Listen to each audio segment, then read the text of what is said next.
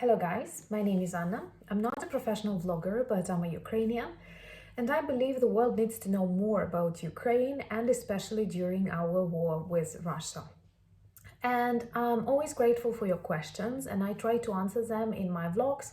Also, I describe the things I consider important because the world's support and the world's attention means a lot to my country when we are fighting for our independence, and I'm sure we will win because we stand for normal democratic values. And many of you ask me about Belarus and its role in this war. Many of you wish that in future, if it happens, we won't be attacked by Belarusian troops, and there are things I would like to clarify perhaps.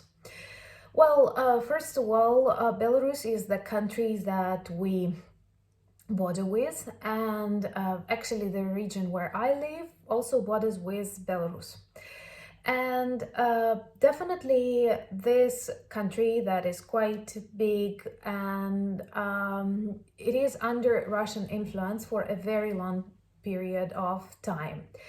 And to some extent, sometimes they even call each other union state or something like that. And many of their services, I mean, various secret services, military services, police, they collaborate so actively that you can consider them one institution, one system, one organization. For example, lots of Ukrainians who were deported from Russia were also deported from Belarus, and for a certain period of time, Lukashenko, the president of Belarus, was known as the last dictator of Europe and Eurasia. But perhaps he's not the last if we take into account Putin and some other regimes that are under the influence of Russia. But definitely what is interesting, Lukashenko is a president of Belarus for 27 years.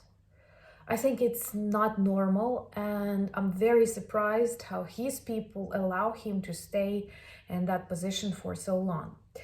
Belarus is a country that perhaps I like more than Russia, well, because I don't like Russia at all. I have been to Minsk once, but that was many years ago, and I was surprised that it was very different from Ukrainian cities. It was not bad, it was clean, but at the same time, for example, you could not take pictures of the presidential palace because you will have police asking you, what are you doing here? Or, for example, you cannot buy dollars for free, you have to give your passport even if you're buying by $5 or something.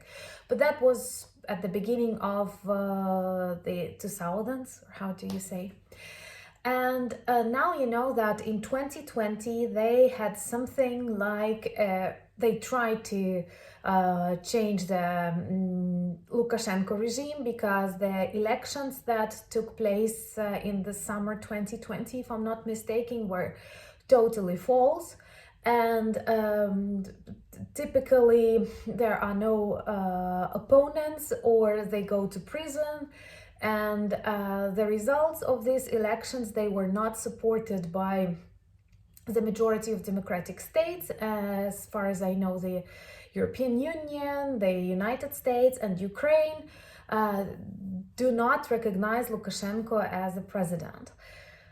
That's why he is in a very serious influence of Putin. And the death of Putin's regime means the death of Lukashenko's regime. But his state, the people of Belarus, do not support Lukashenko to the extent Russians support Putin. And taking into account that in summer 2020, they had so many demonstrations, peaceful demonstration against him, and then he started also killing his citizens. There were victims, and somehow the people lost this fight, and Lukashenko, together with his son Kolinka, stayed, and perhaps he sees himself as the only leader of Belarus possible ever. And Tikhanovskaya, she is far away right now. And so when we think about the perspectives of Belarus join this aggression, I will tell you that from the perspective of Ukrainian people, Belarus is already in this war. Why? Because lots of Russian troops are located on the territory of Belarus. Lots of missiles that fly to our cities, destroy our buildings and kill our people, they actually fly from the territory of Belarus. They use Belarusian railroads and roads to transport their machines, tanks, and so on. So you pretty well understand that if a country or its government did not want to participate in war or wanted to stay neutral, they would not let them use all of their systems and provide them with food and all the other things. But the army of Belarus is not that big and is not that strong, perhaps, because the country is not that big, and all of their trainings, all of their preparation is in very close contact with Russians, so we cannot expect something totally different from Belarus people than what we have from Russians. But in Belarus, there are lots of people who don't want to participate in this war, and not to a very great extent, but still there are people who practice partisan opposition or something like that, and they try to spoil rails or some roads that Russian troops use when they move in the direction of Ukraine. From what I know, from what we read in our news, it is believed that Lukashenko has given that order to attack Ukraine long ago, like more than 10 days ago. But many of his commanders sabotage this order. And there was also one video quite popular on our internet that was filmed by a Belarusian general in retirement. I think he might live on the territory of Ukraine right now, but he addressed his battalions and he asked them not to participate in this war because it's a very bad war. It's actually a crime against humanity, and from what our special services says that it influenced many of Belarusian soldiers because they respected that general and they felt quite similar. Also, many of their active soldiers, professional soldiers, somehow they have their contracts finishing in May.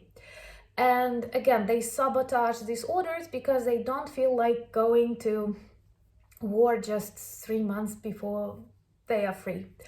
Also, they see that the Russian war on the territory of Ukraine is not very successful, softly speaking, and they are afraid to come and die here. And moreover, you know that Russians are really bad with the dead, and they do not take their dead soldiers back on their territory because perhaps they don't want to terrify Russian society, and that's very typical. That was typical for Soviet Union during its wars abroad, and this is something they repeat here. So many of these corpses travel to Belarus, and there are news, and in Belarus too, that their morgues are full of Russian soldiers, and perhaps it also works very well as prevention. Definitely, I'm 100% sure that Putin tries to influence Lukashenko, and Lukashenko has to demonstrate that he is like subordinate, a puppy of Putin. That's why he wants to take part in this war, but he feels that his army is not very much into that. That's why I know that they have some rotations, and perhaps Belarusian soldiers will be they will send Russian commanders to work with Belarusian soldiers and to provoke them to go to the territory of Ukraine. But once again, the country itself and its government, they are already at war with Ukraine because they have given their territory totally, and whatever Russian troops want, they can use. They started their attacks from the territory of Belarus. They shoot at missiles from the territory of Belarus. So it is just that Belarusian soldiers are not very eager to move in our direction. And in many regions where there are no active military phases, like to the west of Ukraine, our armed forces had enough time to do everything, to do everything to protect us. That's why many of them, like it's popular in Ukrainian Facebook to invite Belarusians, but I personally do not invite them, because from one point of view, I'm totally sure that our armed forces are prepared and they are stronger and they are more experienced and they have better weapons, but we don't need another front.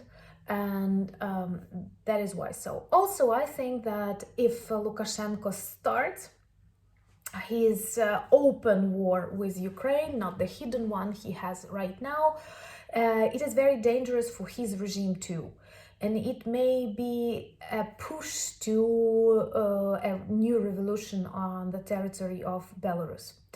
Also, lots of Belarusian people who oppose Lukashenko's regime, especially during their try of the revolution in 2020, they moved to Europe, they moved to Ukraine, they moved to Lithuania, and now many of them organize volunteering battalions and they fight on the side of Ukrainians. But once again, these are not state Belarusian military men, but volunteers who have already lived on the territory of Ukraine.